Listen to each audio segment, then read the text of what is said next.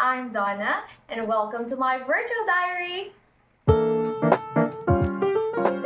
Today, I'm going to share this book to you. It's A Gentle Reminder by Bianca Sparacino. And isasangat ko na rin ikwento yung experience ko this May 2024 Sipale. But before anything else, I want to congratulate all who took the exam, pumasa man o hindi. Isang katapangan ang pagkuha ng isa sa pinakamahirap na board examination here in the Philippines.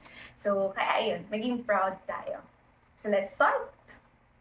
This book was given to me by my friend. Niregalo na to sa akin nung birthday ko. And di ba nabanggit ko sa inyo last time na I want to read a book every month and then I will try to make a book review about it. Nakapagbasa naman ako. And actually, I read this book in February. So, sakto, month of love. Kasi it's about love, loving yourself. And nakapagbasa rin ako ng March. Kaya lang yung binasa ko nitong March, hanggang ngayon hindi pa rin tapos.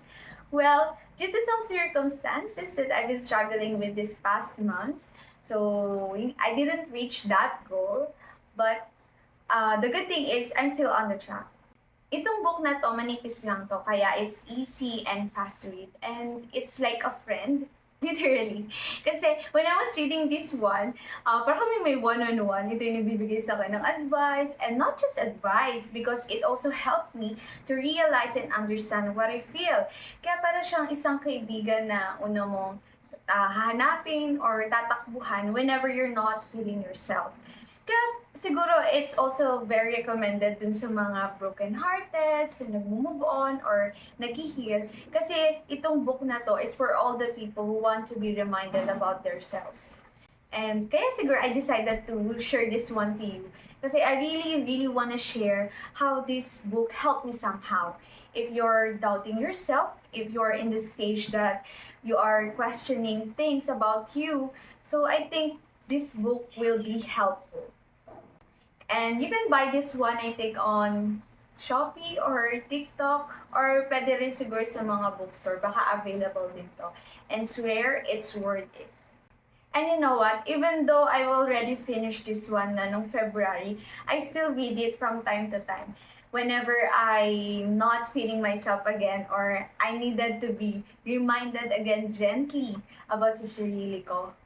Kasi hindi ko naman lahat sinashare sa vlog ko. At saka yung 6 months, sa loob ng 6 months na document ko, was just a glimpse of what's really happening. But you know what? I'm really thankful na ang nakasama ko sa journey kong ito ay right people. Sinabi ko nga sa kanila na binawi nila yung college life ko. Kasi during my college days, medyo engeng ako. Well, hindi ko in-enjoy yung college life ko. Tapos, di ba, nag-pandemic pa.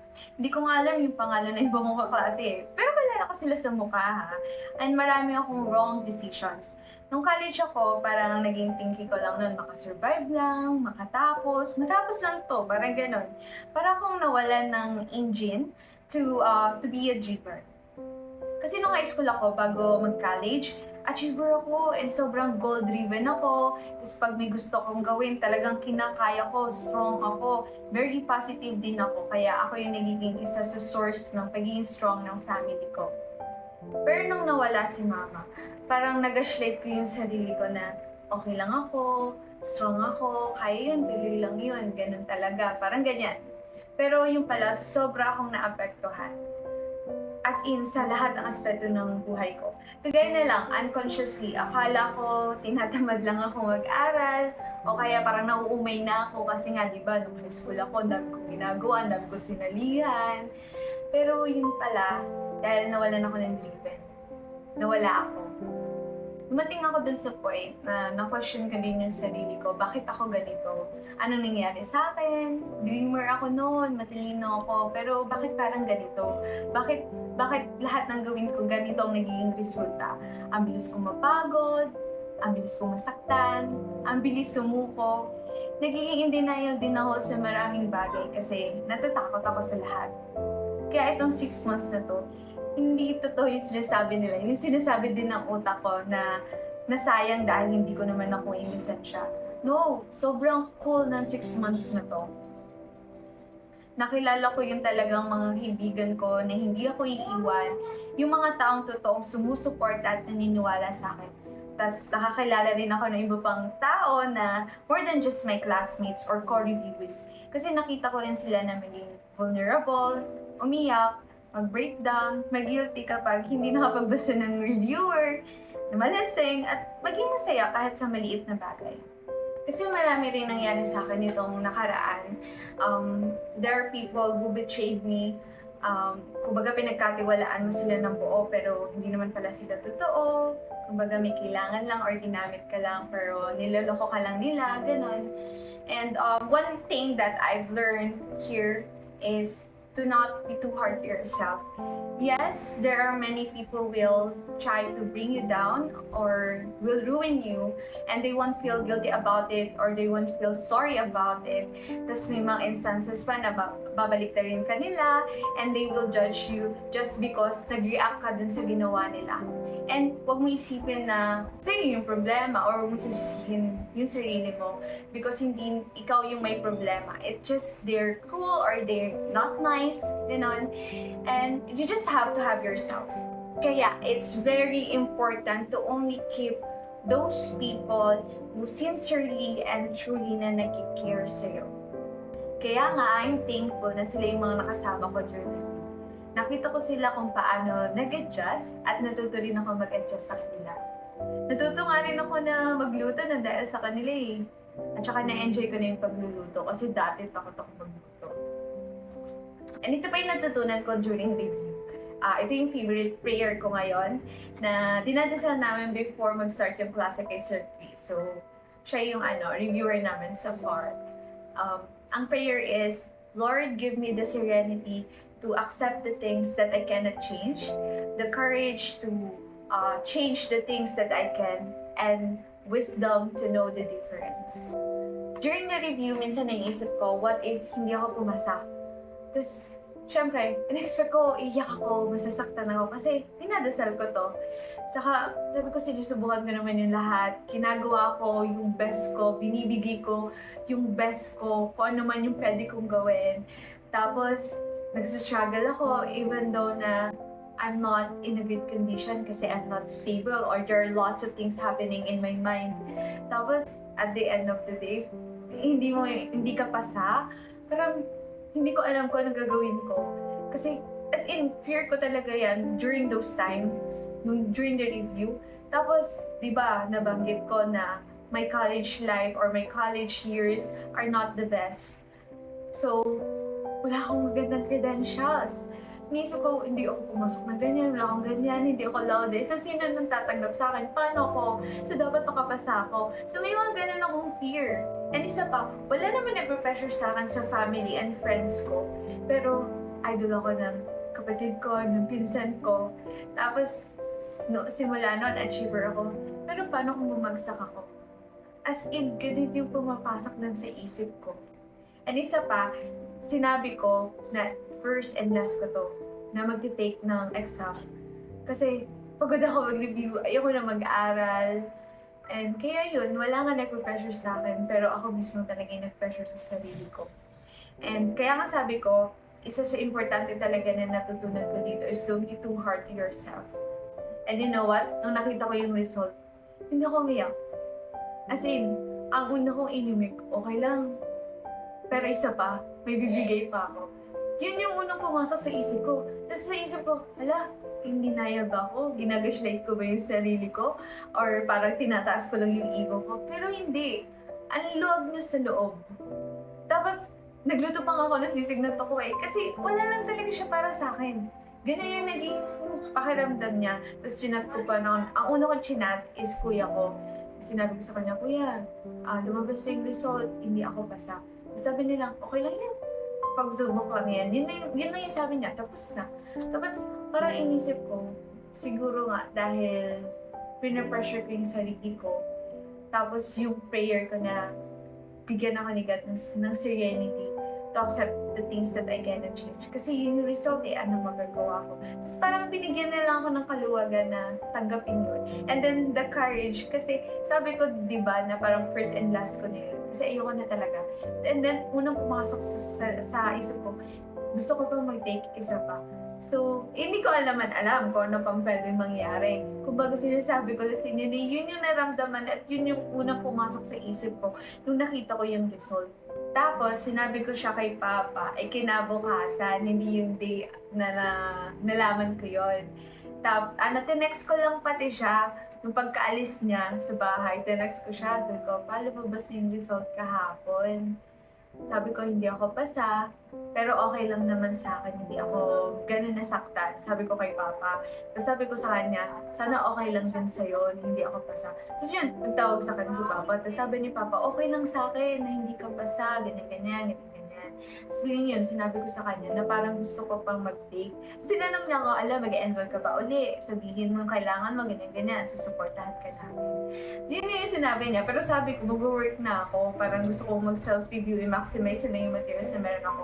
Pero hindi ko pa rin naman alam. Like, maharami pang pwedeng mangyari. Mahaba pa yung taon. Pero yun talaga yung unang parang pumasok sa sarili ko. Sa isip ko, na gusto ko sabihin at i-share sa inyo. Kaya parang ang thankful ko din sa 6 months, though hindi ako nakapasa talaga. Like, yun yung goal ng 6 months na yun. Pero parang ang daming nangyari sa akin na very masaya lang ako at satisfied kasi may kapanatagan ako ngayon.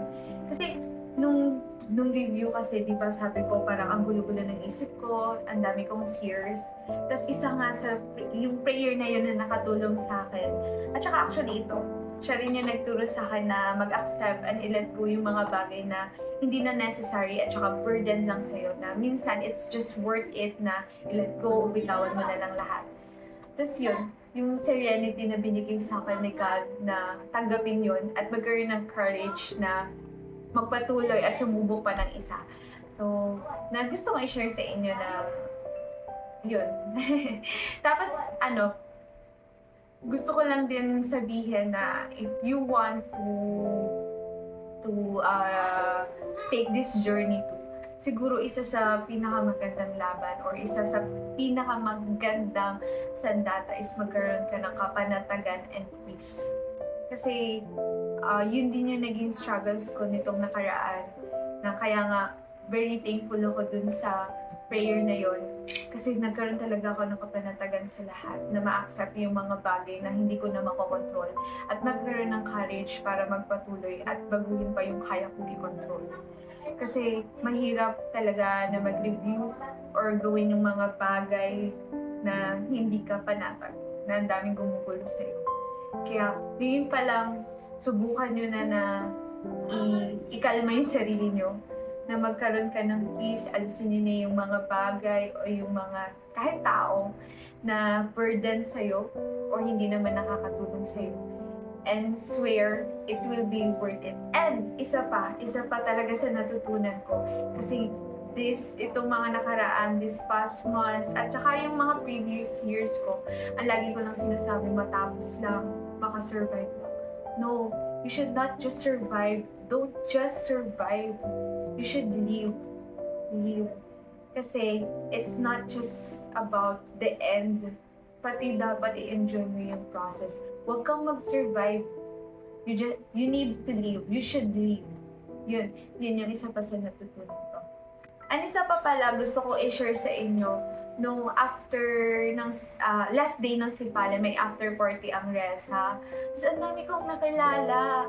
And sobrang saya lang. Merong taga Isabela, Mindanao. Tapos nag-after nung party yun, tapos nagsama-sama pa kami.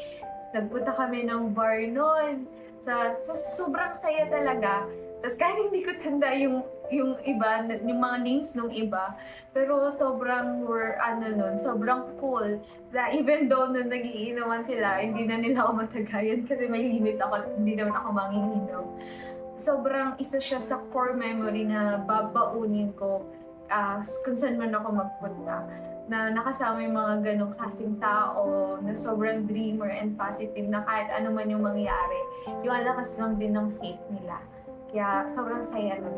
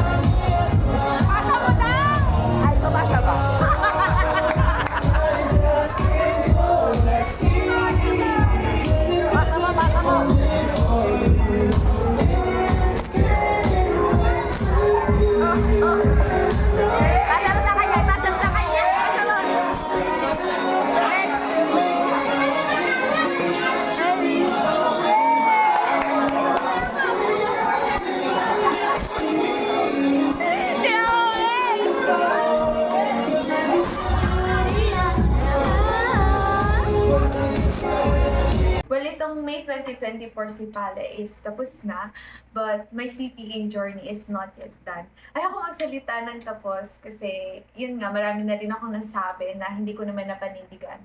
Pero I'm sure that I'm gonna get that title. Mahaba pa yung taon, marami pang pwedeng mangyari. So yun lang.